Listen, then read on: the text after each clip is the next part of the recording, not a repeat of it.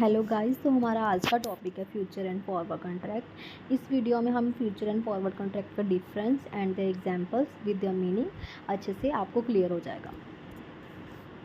So first is meaning of future contract. तो future contract basically क्या होता है? बेसिकली ये एक लीगल एग्रीमेंट होता है बायर और सेलर के बीच में। मतलब उनमें बायर और सेलर के बीच में एक एग्रीमेंट होता है कि वो कोई भी एसेट, कोई भी सिक्योरिटी पहले से फिक्स्ड डिसाइडेड प्राइस के ऊपर एक specific time in the future में वो क्या करेंगे? सेल करेंगे। जो सेलर होगा वो सेल करेगा, जो बायर होगा वो बाय करेगा। फ्यूचर कॉन्ट्रैक्ट स्टैंडर्डाइज होते हैं क्वालिटी एंड क्वांटिटी को लेके to facilitate trading on future exchange. Basically ये फ्यूचर एक्सचेंज के ऊपर सेल किए थे। फ्यूचर एक्सचेंज क्या होते हैं? जैसे कि security exchange board of India हो गया। The buyer of a future contract is taking on the obligation to buy and receive the underlying asset। जो बायर होता है फ्यूचर कॉन्ट्रैक्ट का, वो ऑब्लिगेशन, वो भी उसके ऊपर ऑब्लिगेशन होती है कि उसको बाय करना पड़ेगा, रिसीव करना पड़ेगा जो भी एसेट है, और जो सेलर होगा उसके अंदर ऑब्लिगेशन होती है तो इसको सेल करना पड़ेगा। इसकी जो डेट होती है डिसाइड, वो बेसिकली डेट कौन सी होती है? एक्सपायरेशन डेट होती है एसेट की। सो आई होप आपको क्लियर होगा इतना। सो नेक्स्ट इज़ इसकी एग्जाम्पल से आपको क्लियर हो जाएगा।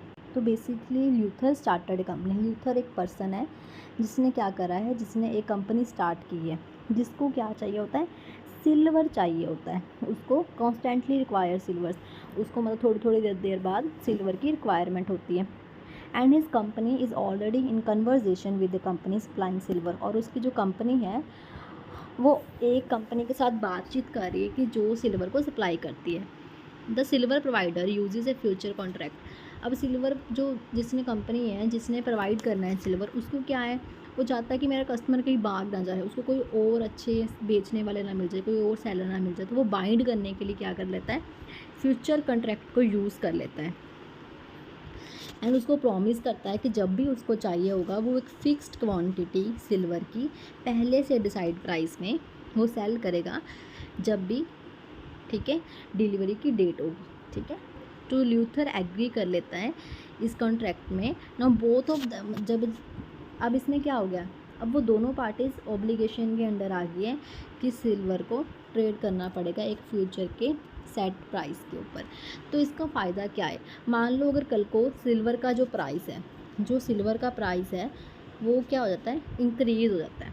मतलब सिल्वर का प्राइस इंक्रीज़ हो जाएगा तो फिर क्या होगा?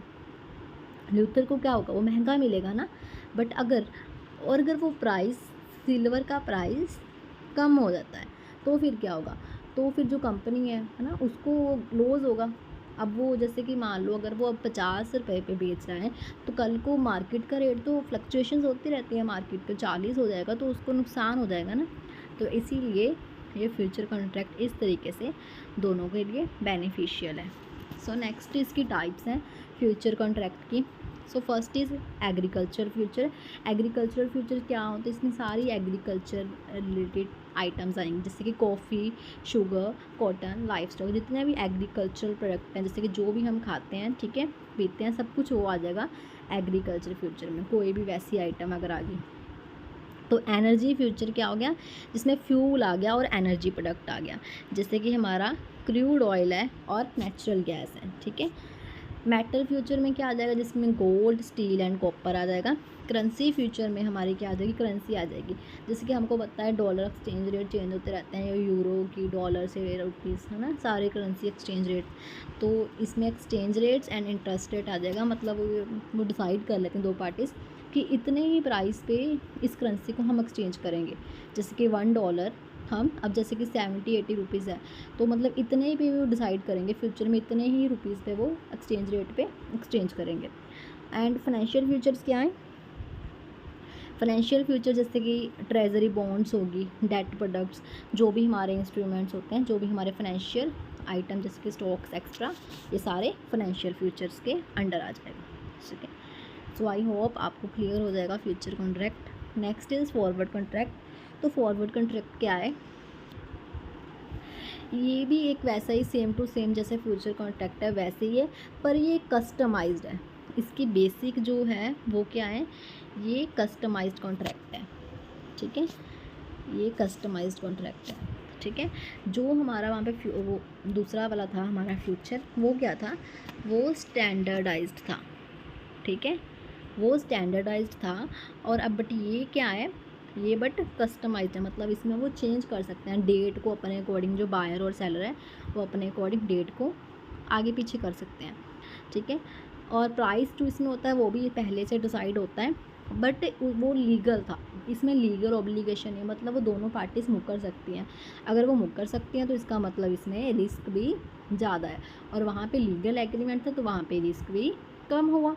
एंड वहाँ पे तो हम इसको रीड करते हैं, a future contract is a customised contract between two parties to buy or sell an asset at a specified price on a future date. A future contract can be used for hedging और speculation. तो hedging और speculation क्या होता है, सट्टा लगाना। जैसे कुछ लोग क्या करते हैं, अगर उनको लगता है कि मार्केट में इसका जो रेट है आगे जाके कम होने वाला है ना, तो वो पहले से डिसाइड कर लेते हैं कि मैं इसको ख़रीदूँगा, ठीक है, या बेचूँगा, ताकि मैं दूसरे को, जैसे कि प्राइस ज़्यादा होने वाला है, मान लो कोई पर्सन है वो डिसाइड कर लेता है कि किसी चीज़ का प्राइस है ज़्यादा होने वाला है। राम डिसाइड कर लेता है कि कोई चीज़ का प्राइस ज़्यादा होने वाला है फ्यूचर में, तो उसको पता चल जाता है। तो वो अभी क्या करता है, वो डिसाइड कर लेता है किसी पर्सन के साथ कि वो इतने प्राइस पे, कम प्राइस पे वो ख़रीदेगा दूसरे किसी पर्सन से, शाम से ख़रीद के किसी और पर्सन को वो दूसरे प्राइस पे बेच देगा, ज़्यादा वाले प्राइस पे बेच देगा ना। तो इसका वो कम प्राइस पे ख़रीद सकता है वो, और हैजिंग कर सकता है, मतलब अपना रिस्क को बचा सकता है। हैजिंग बेसिकली होता है अपने रिस्क को बचाना, जो भी हमारा रिस्क है, मतलब हमको लॉस ना हो। सेलर बेसिकली हैजिंग करते हैं, और स्पेकुलेशन प्रॉफिट अर्निंग के लिए होता है। जो हैजिंग होती है वो रिस्क अवॉइड करने के लिए होता है। ठीक है, तो जो हैजिंग होता है, यहाँ पे लिख देती हूँ मैं, बेसिकली ये रिस्क अवॉइड करने के लिए होता है। और जो स्पेकुलेशन होती है ये किसके लिए होती है, प्रॉफिट के लिए। ठीक है, प्रॉफिट के लिए। मेरी राइटिंग गंदी है मुझे पता है, प्लीज़ इग्नोर करना। ठीक है, तो ये नॉन स्टैंडर्डाइज नेचर का होता है, वही ये कस्टमाइज्ड है। ठीक है, तो ये बेसिकली हैजिंग के लिए, मतलब रिस्क अवॉइडिंग के लिए इसको यूज़ किया जाता है। ठीक है, ये सेंट्रलाइज एक्सचेंज पे नहीं यूज़ होता, ये ओवर द काउंटर होता है। Over the counter means generally future exchange, stock exchange पे नहीं होता ये। Over the counter means generally दो पार्टीज मिलती हैं और आपस में कॉन्ट्रैक्ट करते हैं। ठीक है, और ये कस्टमाइज्ड या डेरिवेटिव कॉन्ट्रैक्ट है दो पार्टीज़ के बीच में, ये इसकी एक तरह से डेफिनेशन लिखी हुई है। ठीक है, customizable derivative contract between two parties to buy or sell an asset at a specified price on a future date. Financial institution that initiate forward contract exposed to a greater degree of settlement and default risk.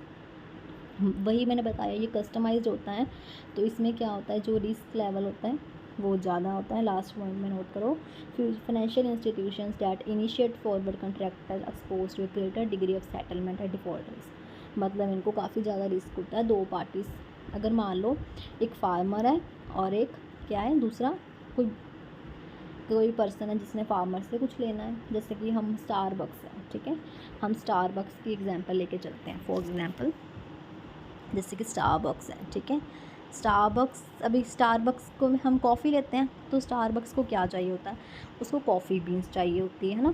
तो coffee beans उसको लगता है कि अब Starbucks पे हम देखते हैं कि उनका प्राइस तो स्टैंडर्डाइज्ड होता है, वो बार बार आगे पीछे नहीं कर सकते, तो वो फार्मर से क्या कर लेते हैं, वो कॉन्ट्रैक्ट कर लेते हैं। ठीक है, कॉन्ट्रैक्ट में आ जाते हैं कि आप इतने प्राइस पे कि मुझे कॉफ़ी बीन्स दोगे। ठीक है, मुझे फार्मर से, ताकि वो अपना उसी टाइम पे सेंड कर सके।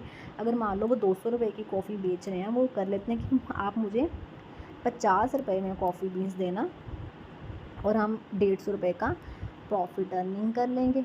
ठीक है, हाँ, बाकी मिल्क वगैरह आइटम्स को अभी हम बीच में नहीं इंक्लूड करते, तो मान लेते हैं कि 50 रुपीज़ का कॉफ़ी बीन्स एंड 150 रुपये का उनका प्रॉफिट हो जाएगा। ठीक है, या फिर हम ऐसा कर सकते हैं कि 100 रुपीज़ का उनका 100 रुपीज़ का, ठीक है, 100 रुपीज़ का उनका हो जाएगा प्रॉफिट, क्योंकि 50 रुपीज़ का मिल्क वगैरह एक्स्ट्रा आइटम्स एंड। ठीक है, तो बाद में बट क्या होता है, अगर प्राइस है जो कॉफ़ी बीन्स का वो इंक्रीज़ हो जाता है 60 का, तो जो फार्मर है वो क्यों सेल करेगा, वो मुकर सकता है। ठीक है, वो मना कर सकता है वो, इसलिए। और अगर जो प्राइस है वो डिक्रीज़ हो जाता है, वो क्या हो जाता है, वो डिक्रीज़ हो जाता है, 40 हो जाता है। तो स्टारबक्स क्यों लेगा, है ना? स्टारबक्स वैसा करके अपना प्रॉफिट ज़्यादा इंक्रीज़ कर सकता है। वो अगर ऐसा वो करके वो अपना प्रॉफिट ज़्यादा ले सकता है। अगर वो किसी और फार्मर से लेके वो 40 रुपए पे ख़रीद के वो क्या कर सकता है, वो 110 रुपये प्रॉफिट अर्न कर सकता है ना? अब पहले उसको 100 रुपया हो रहा था, अब बट वो 110 रुपये अर्न कर सकता है। तो इसमें ये रिस्क होता है कि वो दोनों पार्टी बाद में मना कर सकते हैं बेसिकली, ठीक है। तो इसकी एक और एग्जांपल मैंने लिखी हुई है कि ये फार्मर की है, सेम ये भी एक फार्मर है, वो सेल करना चाहता है वीट, ठीक है। सपोज़ करो कि आप एक फार्मर हैं, आप सेल करना चाहते हो किसको, वीट को सेल करना चाहते हो। आपका करंट रेट क्या है, 18 रुपीज़, पर आपको पता है कि जो आने वाले में दिनों में जो प्राइस है वो फॉल हो जाएगा, मतलब कम हो जाएगा। और आप क्या करते हैं, कॉन्ट्रैक्ट कर लेते हैं ग्रॉसरी शॉप से, ताकि आप उनको 18 रुपये में बेचोगे, 18 रुपये में ही बेचोगे 3 महीने में, ठीक है। अगर अब मान लो प्राइस हो गया कम हो गया 16 रुपये में, ठीक है, अब आप प्रोटेक्टेड हो क्योंकि आप तो 18 रुपये पे बेचोगे, आपको नुकसान नहीं हुआ। पर अगर वो प्राइस क्या जाता है, इंक्रीज़ हो जाता है, राइज हो जाता है, तो आप क्या कर सकते हो, आपको प्राइस 18 ही मिलेगा, ठीक है। तो ऐसे में जो फार्मर्स होते हैं वो मना कर देते हैं। तो बेसिकली इसमें हाई लेवल का जो होता है रिस्क होता है। तो लास्ट चीज़ हमारा example features forward contract and future contract. तो पहला क्या है, इसको हम फॉरवर्ड्स कहते हैं और उसको हम फ्यूचर्स कहते हैं। डेफिनेशन में क्या है, contract between two entities to buy or sell an asset predetermined price at predetermined period, ठीक है। इसमें क्या करते हैं, वो डील करते हैं परचेज एंड सेल करने को पर्टिकुलर प्राइस को एक पर्टिकुलर डेट पे, ठीक है। सेम ही है बेसिकली, ये इनकी डेफिनेशन तो बेसिकली सेम है। एक्सचेंज, ठीक है, फॉरवर्ड जो है वो उनको क्या करते हैं हम, ये एक्सचेंज रेट पे मैंने बताया, स्टॉक एक्सचेंज पे ये सेल नहीं होते हैं और ये ट्रेडेड किए जाते हैं एक्सचेंज पे, ठीक है। इनमें रिस्क हाई होता है, वो मना नहीं कर सकते हैं, ठीक है, मना कर देते हैं। और फ्यूचर में जो रिस्क होता है वो लो होता है। लिक्विडिटी इसमें लो होती है। लिक्विडिटी क्यों लो होती है, क्योंकि जो दो पार्टीज है सिर्फ वही आपस में कॉन्ट्रैक्ट में रहेंगी, वो आगे किसी को सेल नहीं करती। पर फ्यूचर कॉन्ट्रैक्ट क्या होता है, ये एक्सचेंज रेट पे सेल किया जाता है, स्टॉक एक्सचेंज में सेल किया जाता है। तो स्टॉक एक्सचेंज का मतलब है वो किसी और दूसरी पार्टी को सेल कर देते हैं आगे, ठीक है। इसमें जो ख़रीदने वाला है वो आगे किसी दूसरे बायर को सेल कर सकता है। तो इसमें जो लिक्विडिटी है, इसका बेनिफिट ये है कि इसमें लिक्विडिटी हाई होती है। और ये सेटल कब होता है ये बताया मैंने आपको, ये मैच्योरिटी डेट पे होता है और ये डेली बेसिस पे होता है। डेली बेसिस पे मतलब अगर बायर एंड सेलर इसमें हाई लिक्विडिटी एक दूसरे को सेल करते हैं तो उनकी ये सेटलमेंट इनकी डेली बेसिस पे हो जाती है, ठीक है। रेगुलेशन पार्टीज़ के बीच में होती है इनकी, और इसकी गवर्नमेंट रेगुलेटेड होता है। ये मैच्योरिटी, जब भी इसकी maturity after delivery of underlying acid, जब भी डिलीवरी हो गया तब वो मैच्योर हो गया, मतलब वो ख़त्म हो गया। और ये मैच्योर हो भी सकता है, नहीं भी सकता, क्योंकि इसमें वो लिक्विडिटी ज़्यादा है तो वो आगे आगे सेल कर देते हैं फ्यूचर कॉन्ट्रैक्ट में। तो आप यहाँ से स्क्रीनशॉट ले सकते हैं इसके डिफरेंस का। तो आई होप आपको क्लियर होगा। So thank you so much.